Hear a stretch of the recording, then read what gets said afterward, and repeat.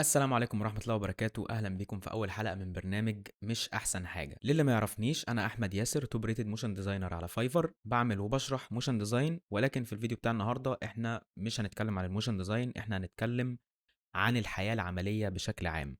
وعنوان أول حلقة لينا النهاردة غالبا هيكون: هل النجاح ثمنه الاكتئاب؟ يعني هل عشان أنت توصل لحاجة في حياتك التمن اللي أنت بتدفعه بيكون سلامتك النفسية أو صحتك النفسية؟ حسيت إن دي حاجة مش ناس كتير بتتكلم عنها، خصوصًا إن إحنا للأسف بمجرد ما أنت تبتدي تبقى ناجح شوية أو معاك الدنيا بدأت تمشي معاك شوية، الناس بتعاملك كأن أنت ما لكش إن أنت تتضايق، واللي هو أنت شغال ومتضايق، أنت بتقبض كذا ومتضايق، أيًا كان الحالة المادية اللي أنت فيها، طالما أنت بقيت في حتة أحسن من اللي كنت فيها، الناس تلقائيًا بتعاملك على إن أنت ما لكش حق تكون زعلان لأي سبب من الأسباب. وده موضوعنا النهارده. انا طبعا الموضوع كان بالنسبه لي صعب ان انا اجمع افكار ليه. حاولت اكتب سكريبت وفشلت، حاولت اكتب نقط توكينج بوينتس وفشلت، وفي الاخر جمعت شويه حاجات كده ايه ومساعده الاي اي يعني، ودي الحاجات اللي انا ايه توصلت ليها سريعا. بس قبل ما نبدا، بالنسبه للناس اللي لسه ما اشتغلتش او لسه يعني مش عارفين يوصلوا لاول عميل، لان جالي رسائل كتير قوي على ان الناس لسه في الحته دي، فالحته دي الموضوع بتاعها هيبقى في الحلقه اللي جايه. فقبل ما تخش تشتمني في الكومنتات وتقول لي يا عم انت عمال بتتكلم على بعد الشغل انا مش عارف اجيب اول عميل، استنى وفر شتيمتك هتحتاجها للفيديو الجاي. خلينا نبدا باول نقطه معانا، وهي هل فعلا انت كل ما بتنجح اكتر كل ما بتكتئب اكتر؟ اعتقد المشكله اللي كلنا، او مش كلنا بس اغلبنا اتحطينا فيها، ان لو انت في وقت ما من حياتك كان عندك احتياج لحاجه، احتياج قوي قوي، غالبا الاحتياج ده هيكون يعني اللي هيحله لك ان انت يبقى معاك فلوس. بتبتدي ان انت تحس ان الدنيا مقفله قوي، وان انت مش هتبقى مبسوط غير لما الحاجه دي تبقى معاك. ممكن بقى ان انت كان نفسك تبقى مثلا في حد بيعايرك مش عايز ان هو يعايرك، كان نفسك تبقى قادر تروح اماكن معينه بتشوف الناس اللي حواليك بتروحها انت مش عارف، تشتري حاجه معينه اللي حواليك بيشتروها وانت مش عارف، هكذا يعني انت فهمت. فبتفضل حاطط في دماغك انا لما اجيب العربيه دي هبقى مبسوط، او انا لما اجيب الكمبيوتر ده هبقى مبسوط، لما اجيب الموبايل ده هبقى مبسوط، لحد اللحظه اللي انت بتشتري فيها الحاجه دي. لما الفتره بين ان انت نفسك فيها وان انت وصلت لها كل ما تكبر اكتر، كل ما بيبتدي تحس ان انت خلاص انا عمري ما هبقى مبسوط غير لما اجيب الحاجه دي.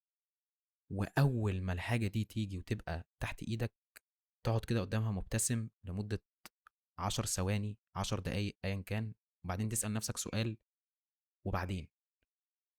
فبتبتدي تحس ان انت عايش شبه الفار، عمال بتجري من حاجه للي بعدها، من حاجه للي بعدها. انا عايز اشتري الموبايل الفلاني، جبته، حلو، انا عايز اشتري موبايل اعلى منه، عايز اجيب الموبايل اللي اعلى منه، انا عايز اجيب العربيه دي، جبت العربيه، انا عايز اجيب العربيه اللي اغلى، بعدين انا عايز اجيب العربيه اللي اغلى، بعدين عايز اجيب عربيتين، واجيب عربيه كلاسيك، واجيب عربيه من النوادر، واجيب. وبتبتدي ان انت طول حياتك عمال بتجري من حاجه ورا حاجه ورا حاجه، بتحاول ان انت تملى فراغ، فاكر ان الحاجات الماديه دي هتملاه، ولكن في الواقع هي بتحولك لمسخ، وفي نفس الوقت بتكرهك في نفسك اكتر، لان انت عمرك ما هتوصل للاكتفاء، او عمرك ما هتلاقي ان انت عارف ترضى باللي ربنا اداهولك. وانا بصراحة المشكلة دي واجهتني من قبل ما احقق اي حاجة في حياتي. كانت بعد اول مرتب قبضته اونلاين، واللي هو كان 4200 جنيه، ونزلت ساعتها واشتريت شاشة واشتريت اس اس دي. وانا كنت حاطط في دماغي قوي قوي قوي ان انا لما يبقى معايا جهاز بشاشتين واجيب اس اس دي، ساعتها الكيسة بتاعتي هتبقى خلاص قوية كفاية ان انا اعرف اشتغل عليها، وهعرف العب كل الالعاب اللي انا نفسي العبها وهكذا. وركبتهم واتصورت معاهم، وبعدين قعدت مع نفسي كده للحظة وسألت نفسي اللي هو وبعدين؟ ماشي، انا عملت الحاجة اللي انا كنت عايز اعملها، ايه بقى؟ قلت اكيد اكيد لما اجيب باقي القطع اللي انا نفسي فيها هبقى مبسوط، وساعتها هعرف ان انا اشتغل زي ما انا عايز، وهعرف ان انا العب الالعاب اللي انا نفسي العبها. وكان ساعتها بقى حوار الار تي اكس لسه طالع، والالعاب اللي فيها الري تريسنج والحاجات ديت، وماينكرافت بقى بالشيدرز الواقعيه والحاجات دي. وانا اللي هو كنت مبهور، ونفسي جدا ان انا اجرب الالعاب دي كلها، ونفسي جدا ان انا اجرب الحاجات دي مع باقي اصحابي. وفي الواقع لما اشتريت الار تي اكس انا ما لعبتش عليه اي حاجه. انا نفس الالعاب اللي انا كنت بلعبها ايام لما كنت بنزل السايبر اللي بدفع فيه 3 جنيه ونص في الساعه او 2 جنيه ونص في الساعه، هي نفس الالعاب اللي انا بلعبها على الجهاز النهارده. ده لو لعبتها يعني، ده لو اصلا جالي خلق ان انا افتح العب، يعني هو الجهاز بيطرب من قله الاستخدام. فانت ممكن فعلا توصل لحاجه اللي انت عايزها، بس تلاقي ان انت فقدت الشغف لان انت بنيت سعادتك كلها عليها. فما اعرفش ازاي، بس يعني دايما حاول ان انت يبقى في حاجات تانية بتبسطك، مش تبقى كل حاجة عن الشغل. حاول ان انت تقدر اكتر الحاجات اللي موجودة في حياتك، النعم اللي ربنا انعم عليك بيها، اذا كانت صحابك، اهلك، صحتك، المعلومات اللي عندك ان انت تقدر ان انت اصلا تشتغل وتعمل فلوس وهكذا. يعني اظن دي حاجة انت هتبقى ادرى بيها اكتر مني. وقبل ما نخلص النقطة دي ونخش على اللي بعدها، كان في حد بعت لي رسالة. انا كنت منزل ستوري قلت اللي عنده مشكلة او حاجة عايز ان احنا نستخدمها في الفيديو مش هنقول اسمه. ففي حد بعت لي، الشخص ده بيقول انا اشتريت بي سي ب35,000 وبعدها حصلت مشكلة في الشغل وسبته، ومش عارف اجيب عملاء وعليا فلوس وبدرس طب فالوقت ضيق. وهنا انا من وجهة نظري ان الشخص غلطته، وانا اسف ان انا هقسى عليك شويه، بس هي غلطتك ان انت اشتريت الجهاز قبل ما تتعلم المهاره. يعني انت اشتريت الجهاز ككل قبل ما تتعلم المهاره، وانت مش ضامن ان انت هتعرف لسه تجيب منه فلوس او لا. وفي نفس الوقت انت مش معاك اكتر من فلوسه، فده خلى ان الجهاز هو اللي بيمتلكك مش انت اللي بتمتلكه.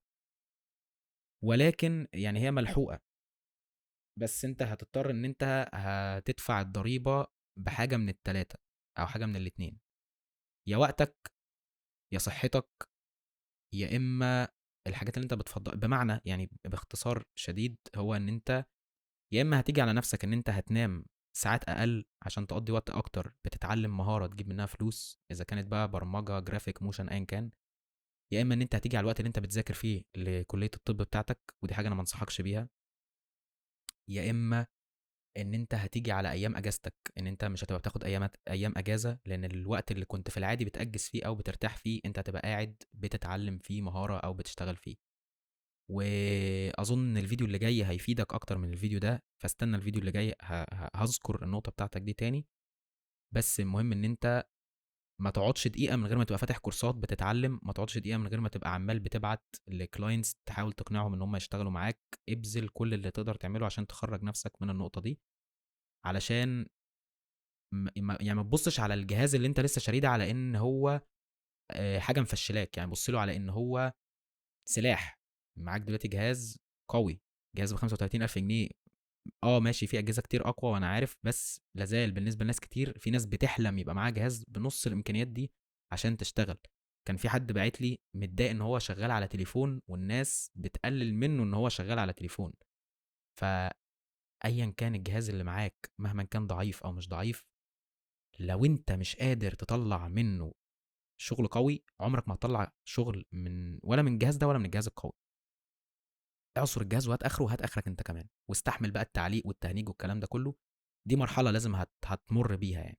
خصوصا ان فكره ان انت مديون بتحسسك ان انت مستعجل وبتحسسك انت متاخر، ده بيحط عليك لود. فانت يعني حاول تشيل بس الفكره دي من دماغك، واستغل البي سي ده اقوى استغلال تقدر تستغله دلوقتي يعني.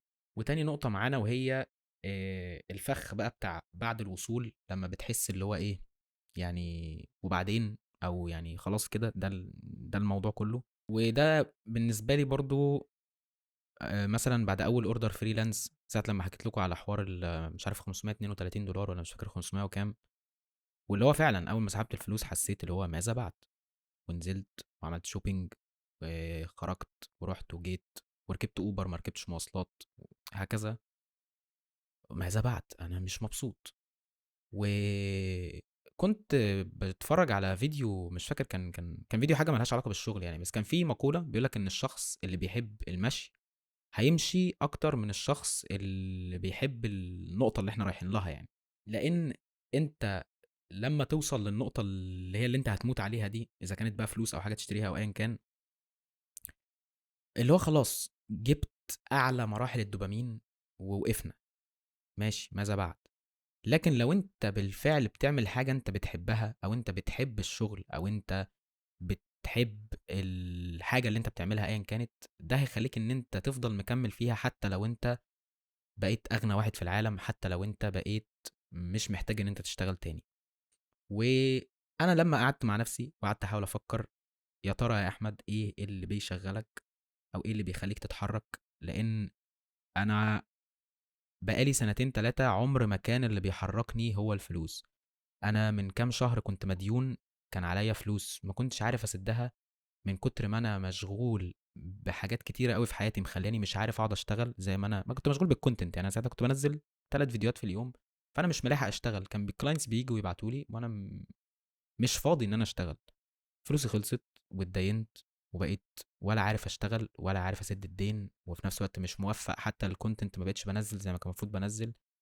وحسيت ان انا الدنيا عامله لي كده عصراني، ما بنامش. كنت كل يوم ممكن مثلا بنام ساعتين او 3 ساعات او ايا كان، بس انا مش طالع اشتكي لان انا في الاخر كنت بعمل كل ده لنفسي. يعني الكونتنت ده انا اللي هبقى مستفيد منه، مش يعني انا مش صانع المحتوى اللي هيطلع يقول لك بقى انا بعمل الكونتنت ده عشانك وعشان انت تستفيد والتوتوريالز ومش عارف اللي هو اكيد ايوه انا عايزك تستفيد، بس في نفس الوقت يعني دايما هيبقى فيه غرض من الفيديوهات ديت هيكون مكسب لصانع المحتوى، اذا كان بقى بيع الكورسات او بيع حاجه. فيعني مش كل صناع المحتوى اللي بيطلعوا يقول لك انا بعمل الحاجه دي عشانك وعشان انت تستفيد وبتعب عشانك وبتاع يعني لا، هو اكيد ليه استفاده، يعني اكيد ليه، اكيد وقته اللي هو قضاه في تسجيل ومونتاج الفيديوهات ده كان ممكن يروح يعمل بيه حاجه تانية لنفسه.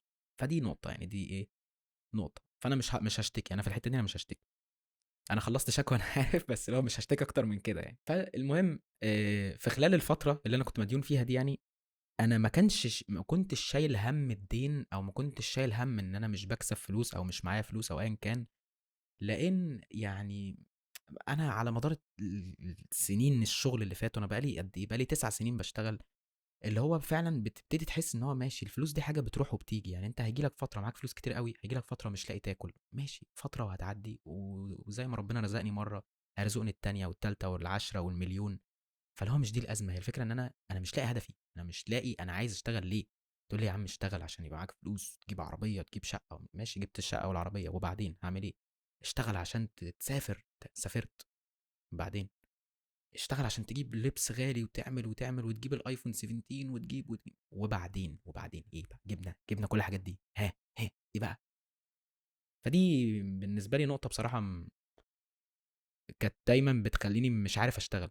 لان ليه عشان اشتغل لازم يبقى في هدف، انا حاجه انا بحوش لها، او حاجه انا مستني اوصل لها، او ترقيه انا مستني اوصل لها، او ايا كان ليه. فقعدت افكر لحد ما توصلت لاول سبب مثلا، اللي هو كان بالنسبه لي ايه اول خيط. وكان ان انا بخاف ان انا ابقى شخص افريج. بمعنى اخاف ان انا ابقى، كان ممكن ابقى وما بقتش. عارف انت لعيب الكرة اللي يقول لك ده كان هيبقى حاجة كبيرة قوي بس هو متخاذل مثلا، او هو ما قرصش على نفسه كفاية. او اللي هو ان انا ابقى زي باقي الناس، سهل استبدالي زي كتير. انا مش عايز يبقى في زي كتير. مش قصدي ان انا عايز ابقى مميز، او انا عايز ابقى مميز بس مش بالشكل الوحش. يعني انا عايز استحق ان انا ابقى شخص مميز، عايز استحق ان انا ابقى من 1%.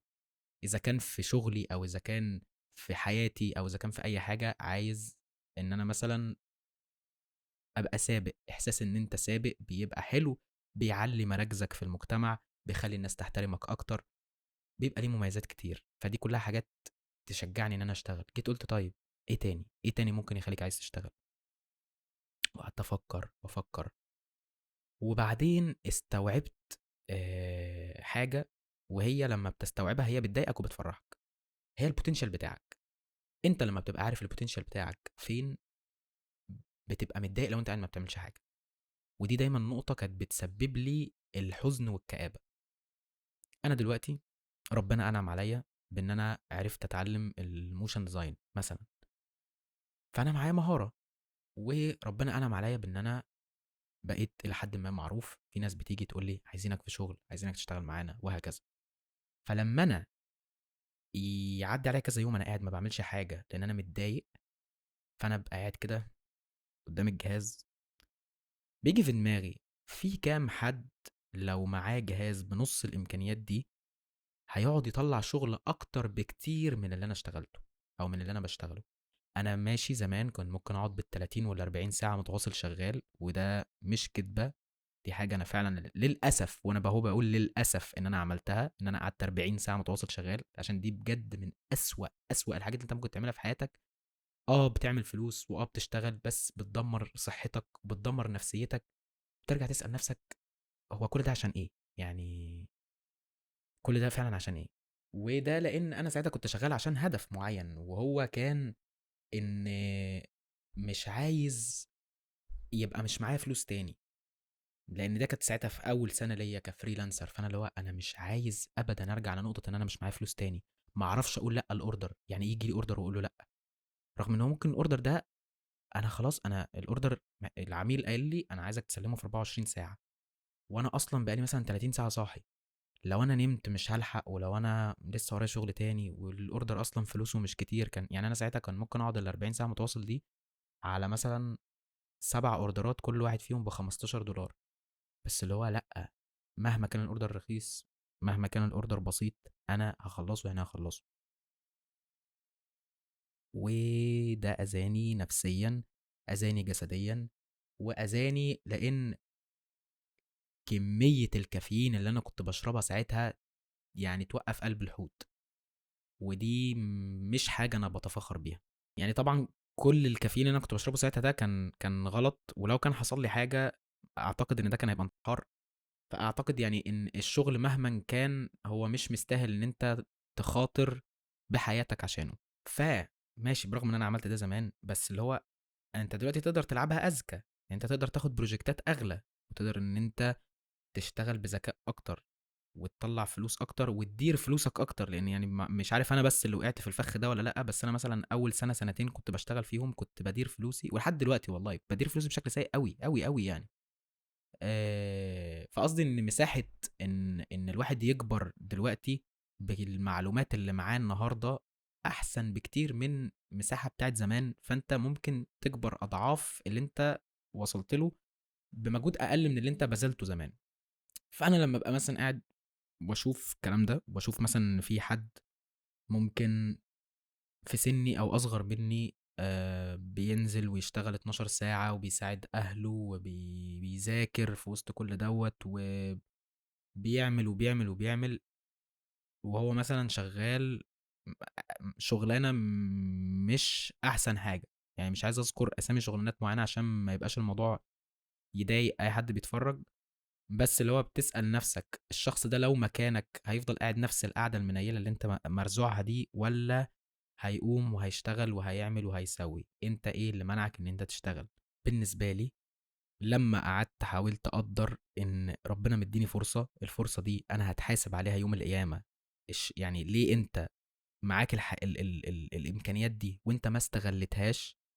دي حاجة بتشجعني وفي نفس الوقت بتضايقني، لان لو انا قعدت ما اشتغلتش يوم بحس بأسوأ احساس في الدنيا. ليه انت ما اشتغلتش النهارده؟ امكانياتك تسمح لك، معلوماتك تسمح لك، في ناس ممكن تعمل اي حاجه بس عشان تبقى معاها نفس الامكانيات دي او حتى نصها، وهتعمل شغل اكتر منك. انت قاعد مش شغال ليه؟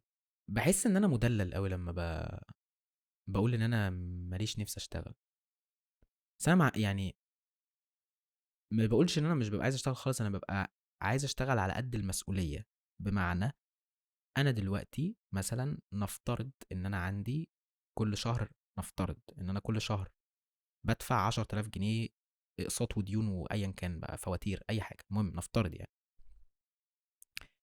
فانا خلاص هشتغل اللي يجيب لي ال10,000 جنيه وهدفعهم، ومش هشتغل اكتر من كده.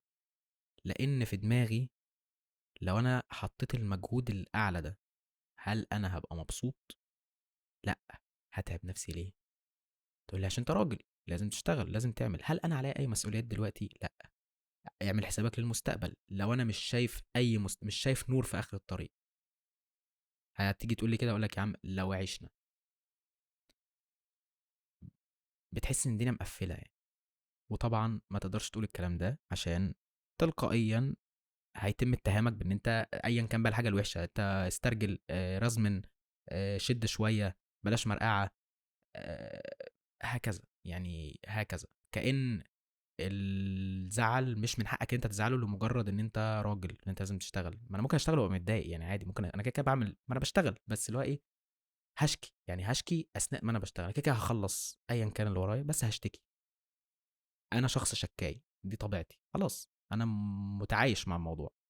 الفيديو خانقني، حاسس إن أنا عمال بخرج عن النقطة الأساسية اللي احنا فيها. أنا كنت والله كاتب بوينتس، بس أنا مش عارف ألتزم بيهم، لأن دماغي عمالة تودي وتجيب، وعندي مليون حاجة عايز أتكلم فيها في نفس الوقت، بس عايز ألتزم بموضوع فيديو عشان الفيديو ما يطولش. يعني أنا بقالي نص ساعة بسجل، يا رب همنتجه إزاي ده. فالحكمة في النقطة ديت يعني إن أنت تحاول تقدر الحاجات اللي عندك.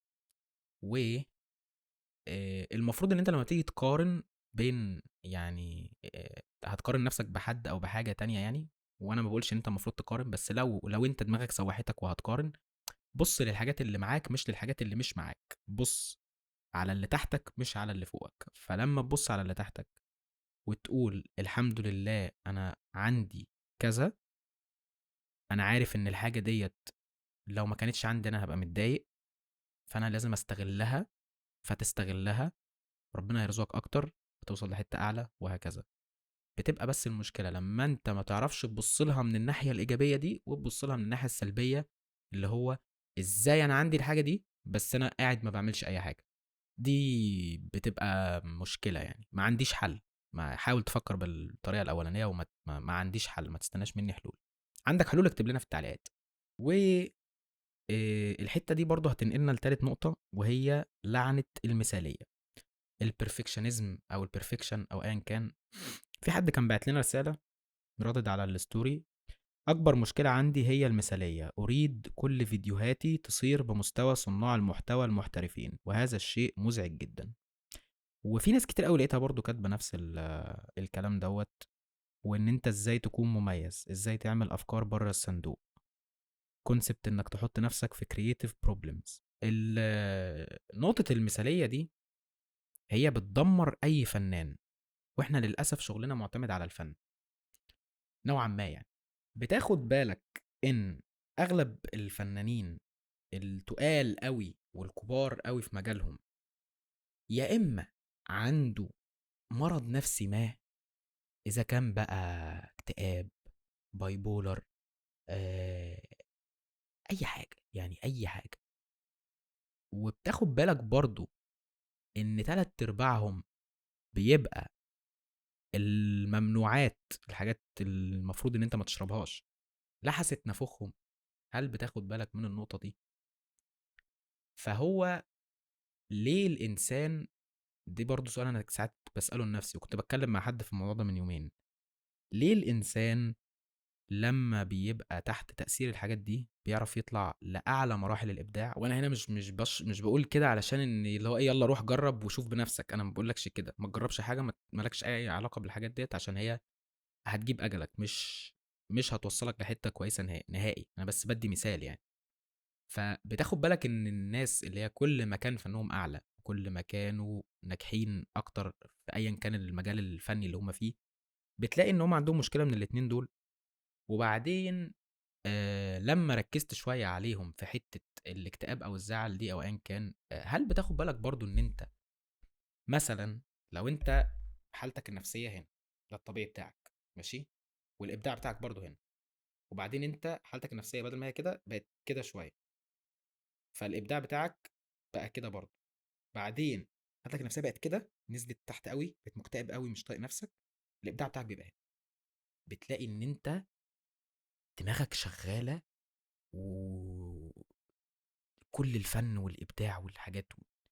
ما اعرفش ليه، بس دايما باخد بالي ان الانسان، او انا يعني، كل ما تبقى حالتي النفسيه سيئه، او انا متضايق او مكتئب او ايا كان، الموضوع بيوصل لحد بوينت معينه، لو عداها بلاقي ان انا بشتغل بايدي واسناني. ببقى مش عارف هل انا بشتغل علشان اهرب من اللي مضايقني، ولا انا شغال عشان دماغي فجاه اشتغلت. انا مش مبسوط باللي انا بعمله، بس انا بعمله كويس، والاقي تقييمات 5 نجوم، والكلاينتس عاجبهم الشغل، انزل ريلز الاقي فيديو معدي ال 100,000 وبتاع، ايه ده؟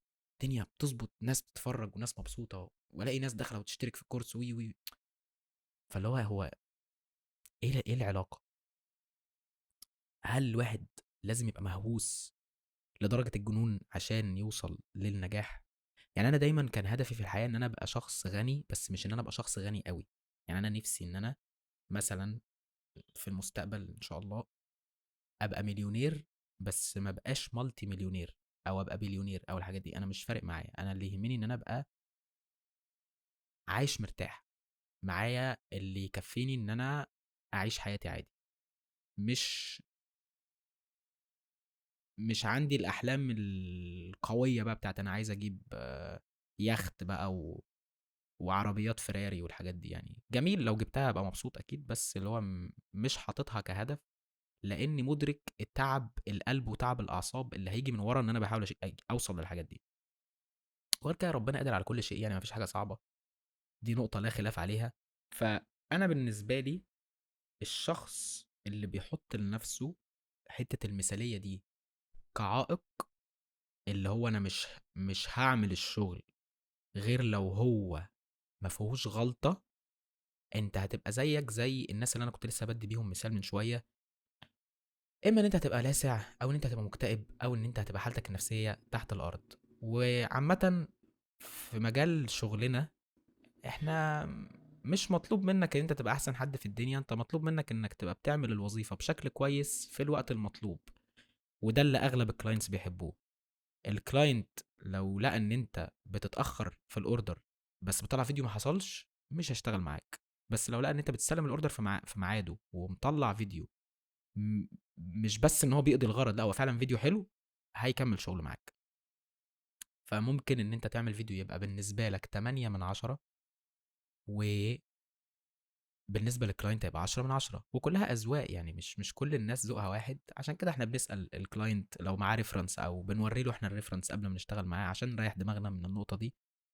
آه، فلو هتحبس نفسك في حته انا لازم يبقى شغلي بيرفكت، انت هيحصل لك حاجه، هتتجنن، مش هتوصل للي انت عايزه، ومش هتعرف ان انت تشتغل ولا تعمل فلوس. فهو الحل برضو ان انت ما تقارنش نفسك بحد غير نفسك، ما تقارنش شغلك بشغل ناس تانية، ما تقارنش شغلك بشغل صناع المحتوى. صناع المحتوى اشتغلوا سنين عشان يعرفوا يعملوا الشغل اللي هما بيعملوه النهارده. فانت في حتتك كفيديو اديتور، كموشن ديزاينر، كايا كان انت ايه، المهم ان انت بتعمل المطلوب بالشكل المطلوب.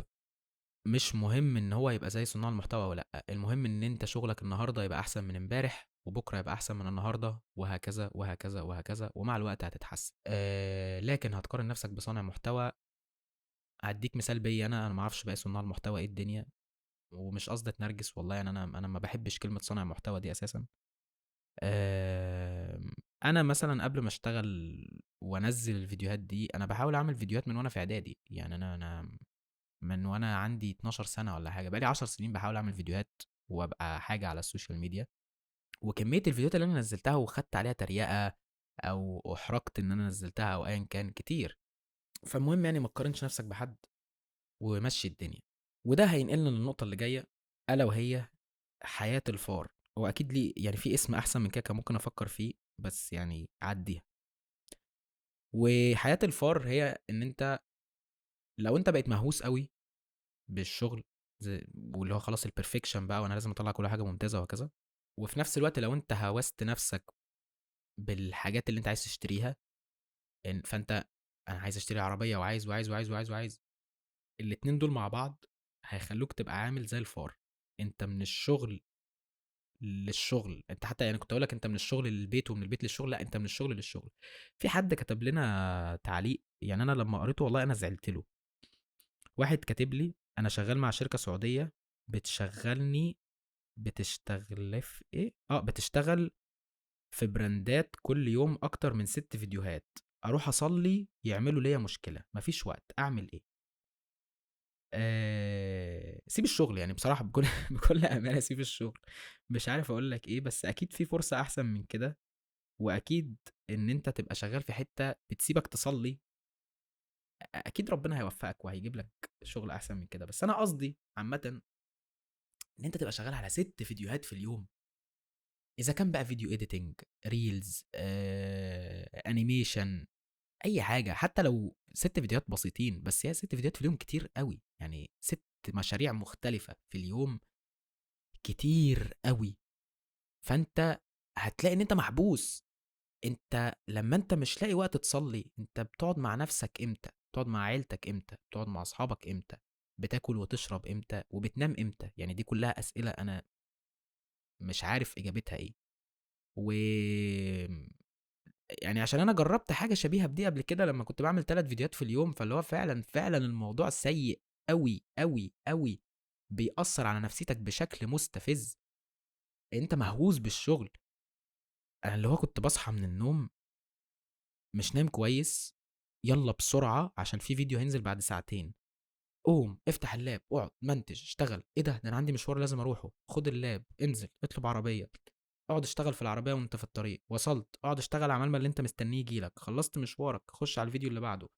وهكذا وهكذا وهكذا. لدرجه انا كنت بشتغل وانا في العربيه، بشتغل وانا في الجيم. كنت بقعد في الجيم افتح اللاب واقعد اشتغل، وارجع البيت اقول لا انا مش هنام، واعمل فنجان قهوه والتاني والتالت، واشتغل واشتغل واشتغل لحد ما انام على المكتب. او اللي هو بلاقي بقى ان انا خلاص جسمي مش قادر.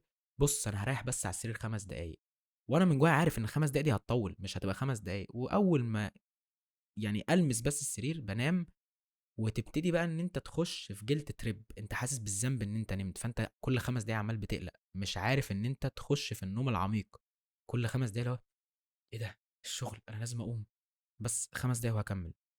تغمض، يعدي نص ساعة، تقلق تاني، وهكذا. الاقي ان انا مثلا يعني نمت ساعتين 3، والساعتين 3 دول انا قلقت في وسطهم مثلا كام 5000 مرة.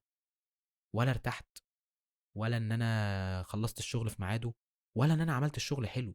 كنت بعد ما بنزل الفيديوهات بلاقي فيها كمية اخطاء بجد كانت صعبة صعبة. فانا من وجهة نظري ان انت تسيب الشغلانة دي بصراحة. وان انت سايبها عشان ربنا، وان انت قلت تحديدا ان انت مش بتلحق تصلي. اكيد اكيد اكيد ربنا هيعوضك عن ده. غير كده في حاجة بقى تنقلنا للنقطة اللي جاية، وهي العزلة الاجتماعية. آه... انت لما بتبقى شغال زي الفار كده ليل نهار، بتلاقي ان انت ما عندكش وقت لاصحابك، او ما عندكش وقت لاهلك، ما عندكش وقت لحد. انت ما عندكش وقت لنفسك اساسا. للاسف، للاسف الواحد آه... يعني ممكن توصل للي انت عايزه، بس لما بترجع تفكر في كمية الناس اللي انت اضطريت تقطع معاهم او انت خسرتهم بسبب ان هم ما كانوش مقدرين ان انت وراك شغل، الموضوع ده بجد ساعات بسأل نفسي هل الموضوع كان يستاهل؟ يعني هل كنت اخد الناس دي على قد عقلها واقعد معاهم وانا عارف انه لا. يعني انا عارف ان اي حد عامه يقف في طريق ان انا ابقى انسان احسن، هو شخص ما يستحقش ان هو يكون في حياتي. بس برضو الواحد بيتساءل ان بيبقى في ناس بتبقى انت قضيت معاهم عشرة سنين، آه...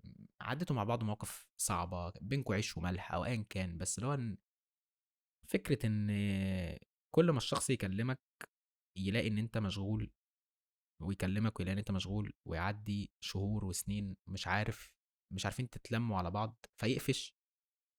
هي فكرة بتضايق. ف دي نقطة ممكن تخلي ان الناس تخسرك. لو انت مش قادر تخصص وقت للناس القريبين منك، ممكن يخسروك. ومش دايما بيبقى هما اللي الشخص الوحش. في حالات لو هما ناس صحابك عادي، هقول لك لا هما كده الشخص الوحش، لان هم المفروض يقدروا ان انت مشغول. لو هم حد اصحابك انتيم، حد انتوا الاتنين كده، لا ساعتها انت غلطان ان انت المفروض تخصص للشخص ده شويه وقت تقعد معاه. حتى مكالمه تليفون هتفرق. دي نقطه من وجهه نظري. والنقطه التانية هي ان انت بقيت مسحول قوي في الشغل. هتيجي تنزل تقعد مع اصحابك شويه، يقول لك تيجي انت عايز بقى تروح علشان وراك شغل، خليك قاعد معانا شويه، ساعه كمان بس، نصايه كمان، الشغل مش هيطير، ابقى اعمل الشغل ده بكره. وهكذا وهكذا. الناس دي هتأخرك في حياتك. فانت بتبطل تقعد، بيتقمصوا بيزعلوا، بتضطر تقطع معاهم او ايا كان، او ان انت غصب عنك خلاص مبقتش قريب منهم زي الاول. دي برضو بتبقى مشكلة، ودي حاجة بتضايق. انا بالنسبه لي انا خدت القرار الصح ان انا روحت وقعدت خلصت شغلي، بس كان نفسي اقعد الساعه الزياده دي، كانت هتفرق معايا نفسيا يعني. فدي برضو حاجه الواحد بيضحي عشانها في الشغل، وما بتلاقيش حد تشتكي له، لان اللي انت هتشتكي لهم انت لسه سايبهم ومروح، فانت هتشتكي لمين؟ دي مشكله يعني. او ان كونك مركز على نفسك قوي خلاك ان انت تتقدم سريعا في حياتك، فانت عملت فلوس. ف يعني للاسف بتلاقي ان الصحاب اتقسموا نصين، نص مبسوط لك وبيتمنى لك الاحسن وعايز يشوفك في حتة احسن، والنص التاني مش باصص لها بنفس الطريقة. فممكن تبدأ تسمع كلام زي الشغل غيرك، او الفلوس غيرتك، او انت هتتغر علينا، او ايا كان، لمجرد ان انت بتمارس حياتك بالشكل الطبيعي بتاعك عادي. ودي برضو بتبقى حاجة بتضايق وبتوجع لما تجيلك من الشخص اللي انت متعود ان انت بتشتكي له، فانت ما بتبقاش عارف اشكي لمين دلوقتي. ما انا يعني كنت دايما باجي اشكي لك، دلوقتي انا عايز اشتكي منك، فتضطر برضو ان انت اللي هو هعمل ايه؟ يا اما ان انت هتبطل تتكلم مع الشخص ده في اي حاجه فيها ماديات، فتحس ان بقى في حاجز ما بينكم، يا اما ان انت، او انا ما بقولكش ان انت تتكلم مع حد في ماديات انت تقول له انت بتقبض كام يعني، بس اللي هو عامه مش هتعرف ان في حاجات كتير قوي هتضطر ان انت تحط لها حدود، والموضوع بيبقى مستفز بجد، الموضوع بيبقى مستفز. انا ما بحبش ان يعني لو حد انا مضطر اتكلم معاه بقيود، فانا طبيعي ان انا مش هعتبره كده. ده انا مش بتكلم يعني، اكيد في القيود الطبيعيه اللي هو في اسرار بيوت مثلا ما بنشاركهاش، في المرتب ما بنشاركهوش، الحاجات دي. بس لو انا بتكلم بقى بره الحاجات الطبيعيه دي، لو انا هضطر احط قيود زياده، الموضوع بقى رخم، ومش مش هعرف اعتبرك انتيمي يعني. انا كنت هخش في المايك بمناخيري دلوقتي. ده بيخليني اتساءل، هل ان انت تنجح وتنجح وتنجح وتنجح هيبقى بنفس اللذة لو انت في الاخر هتبقى لوحدك؟ والناس بقى اللي بتعشق الوحدة اللي هتخش تقول لي في الكومنتات هو في احسن من كده، هو في احسن من ان الواحد يبقى قاعد لوحده؟ اه يا عم، في احسن من الواحد يبقى قاعد لوحده ان هو ما يبقاش قاعد لوحده، مش كل الناس زي بعض يعني. ف انا بصراحة بالنسبة لي انا مش عايز ابقى شخص غني فشخ ومعايا فلوس كتير وبتاع لو انا هبقى قاعد لوحدي في الاخر. ايه السخافة دي؟ عايز حد انبسط معاه باللي احنا بنعمله. هسافر مع، يعني مثلا تقول لك سافر ومش عارف ايه، هسافر مع مين؟ مش عايز اسافر لوحدي، انا ما بحبش اسافر لوحدي. واروح بقى اسافر واتعرف على ناس في السفريه، افرض طلعوا مش لزاز يعني، دي نقطه. او اللي هو اشتري بقى لنفسك حاجات وبتاع، ما انا جبت عربيه هسوقها لوحدي يعني، ما اكيد هبقى عايز في حد يبقى مرزوع جنبي، نقعد نكروز سوا ونرغي والكلام ده كله. هكذا يعني. هتخرج لوحدك، هتروح تقعد على النيل لوحدك، هتروح تقعد في روف توب لوحدك، هتروح تسهر لوحدك، هتعمل اي حاجه لوحدك؟ مش منطقي. وهنا ده هيودينا للنقطة اللي جاية، اللي هي أكتر نقطة بتعصبني، وأنا أصلا يعني يمكن أنا عامل الفيديو ده عشانها. وهي ليه المجتمع ما بيرحمش الناجح لو زعل؟ أنت دلوقتي ربنا كرمك، بدل ما كنت بتقبض 1000 جنيه في الشهر يا عم بقيت بتعمل 10000 جنيه. و10000 جنيه عامة هو مش رقم، لأن يعني احنا عندنا الحد الأدنى للأجور، مش الحد الأدنى للأجور. أنت لو عملت سيرش على الفلوس اللي أنت المفروض تبقى بتكسبها علشان تعيش حياة متوسطة في مصر، انت هتضحك شويه يعني، هيصعب عليك حالك، هيصعب عليك حالك.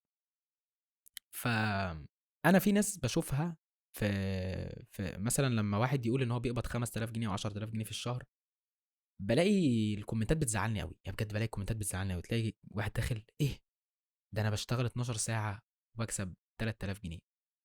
ايه انت بتكسب 3000 جنيه؟ ده انا بشتغل 16 ساعه وباخد 2000 جنيه. ايه انت بتاخد 2000 جنيه؟ ده انا بشغل وباخد 500 جنيه. اللي هو يا جدعان واحنا بنعلي على بعض في ايه يعني؟ الكومنتات دي بتزعلني قوي، بتزعلني قوي قوي. روح اتعلم مهاره، اشتغل على نفسك، افتح، اتعلم اي حاجه يعني. بجد بجد اكيد اكيد في حاجه تقدر تتعلمها هتشغلك بان انت تبقى بتقبض مرتب يعيشك عادي. مش محتاجين ان احنا نعلي على بعض في النقطه دي. ما اعتقدش ان في حد من الناس اللي بالعقليه دي هيبقى بيتفرج على الفيديو ده اساسا، او مش هيبقى وصل للنقطه دي، هيكون اوريدي شتمني في الكومنتات.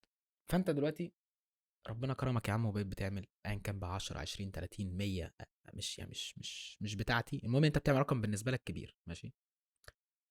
ف تيجي تقول انت متضايق، انت متضايق وانت معاك كمبيوتر زي ده، انت متضايق وانت معاك عربيه زي دي، ده انا لما بشتري 2 شاورما ببقى اسعد ماشي، انت اشتري ال2 شاورما وخد الانبساط كله وسيب لي انا الزعل يا سيدي، يعني هشتري لك انا الشاورما بس ابعد عن، يعني حل عن نافوخي، ابعد عن.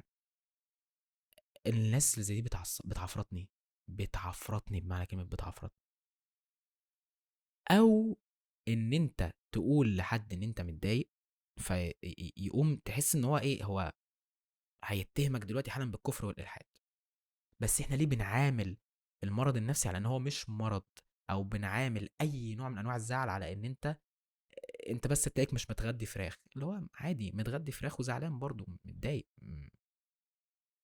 فليه بنربط دي بدي؟ دي حاجة دايما بت بتستفزني. وده بيخلي ان انت للاسف مش عارف تشتكي. انت شغال زي المكنه بس مش عارف ان انت تشتكي، مش عارف ان انت تخرج اللي جواك، مش عارف تقول انا متضايق. لان انت متضايق وانت شغال. يا ابني ده في ناس نفسها تبقى شغاله بتقبض نص المرتب ده، يا ابني ده في ناس نفسها تبقى شغاله اساسا، عموما يعني شغاله، وهكذا وهكذا. وانا ما انكرتش، بس لازلت ان انا غرقان في مشاكلي. يعني الواحد لما بيفكر في مشاكل الناس تانيين، ويا والله بجد مشكله بتاع، بس في الاول في الاخر اول ما خلاص انا قعدت مع نفسي هفكر في مشكلتي انا مالي بيك، انا مالي باي حد تاني. بطبيعه اي انسان ان هو يفكر في مشاكله هو، فانا مشكلتي لسه موجوده، فانا لازلت متضايق، لسه مشكلتي ما اتحلتش، فانا هفضل متضايق. فما بفهمش ليه لازم لما اجي اقول لحد يعني ان انا متضايق هنقارن. ودي فعلا حاجه بتزعلني في المجتمع، وما ببقاش عارف اتكلم فيها مع مين. فتوقعت ان اكيد في كتير مننا بيتحط في النقطه دي، وقررت ان انا هتقبل النقد عادي، يعني مستني الناس اللي هتخش تقعد تقول لك انت مش مقدر وانت عادي، يعني مش فارقه. ف يعني كان نفسي من الفيديو ده ان احنا ننشر شويه اويرنس عن ان مش كل الزعل بيبقى بسبب عامل خارجي، ساعات بيكون ان كيمياء المخ مش متظبطه، نظرا لان في هرمونات في المخ زي الدوبامين والسيروتونين والحاجات اللي هي كلها اخرائيين دي. يعني اكيد في اسم من الحاجات دي انت سمعته قبل كده، واللي هي هرمونات السعاده والحاجات دي. لو مخك هرموناته مش متظبطه، هتلاقي ان انت مش حاسس ان انت مبسوط. لو انت في الحته دي ساعتها بيبقى الحل ان انت تلجأ لمختص، او يعني موضوع مرض عادي زي اي مرض في الدنيا. ليه الناس بتنفي الحتة ديت؟ وتلقائيا اول ما انت يبقى عندك المشكلة دي هتلاقي حد جاي بيتهمك بان انت ما بتصليش او انت مش قريب من ربنا كفاية، رغم ان انت ممكن تبقى بتصلي وقريب من ربنا كفاية، ولكن خلاص بقى اكن مالكش حق ان انت تشتكي او تعبر عن استيائك. و... وطبعا انا مش هختلف في نقطة ان انت لو ما بتصليش او مش قريب من ربنا انت هتكتئب، وان انت لو انت ما بتصليش ومش قريب من ربنا ومش مكتئب فدي حاجة مخيفة اكتر. يعني راجع نفسك. ولكن انا قصدي ان مش معنى ان الشخص زعلان ان لازم يبقى في عامل خارجي.